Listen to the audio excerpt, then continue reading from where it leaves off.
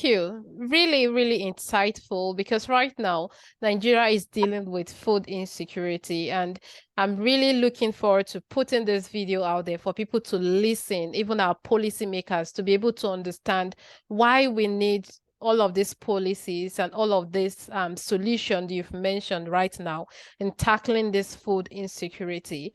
And as well, what do you think about the future of food system, looking at this interlinked issue of climate change, conflict, and the rest? Do you think is something we could solve in a distant time, or you think it's something we keep struggling to be able to achieve? Like, what is your general thoughts for the past, looking at the past, and then looking at the present, and then looking at the future? Gosh, we haven't done well. And I always say to people, it's not if there's going to be another food crisis, it's when the next one will come, because we've seen food crisis precipitated by weather shocks in Australia 2008, in Western Russia and Eastern Ukraine in 2011-12. We've seen COVID precipitate a food crisis because people couldn't earn enough money to afford food. We've seen the Ukraine crisis due to the war. So we know there are going to keep on being crises. And rather than lurch from crisis to crisis, what we need to do is build much more resilient food systems, anticipating that there will be another shock to the system. You can continue. So we were talking about sort of past, present, and future crises, and I think I always say that we don't ask when the next food crisis is going to be, but we ask not if, sorry, but when. And so we've seen food crises in the past, whether they're due to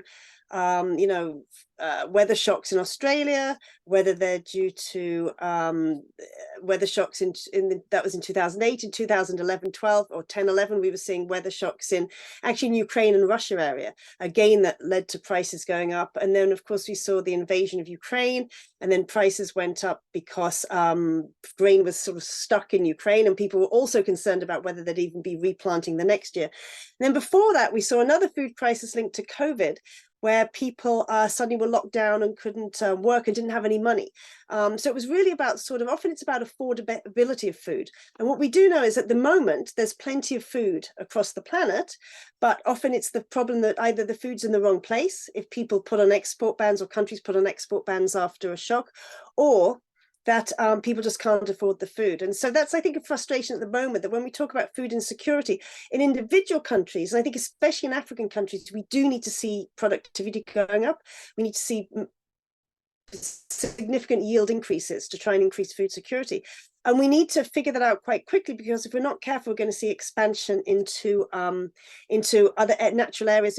We could see loss of forests, we could see loss of biodiversity, which is again problematic for countries in the long run. So it makes sense we will see some agricultural expansion of land in African countries, but I think we've really got to focus on yields.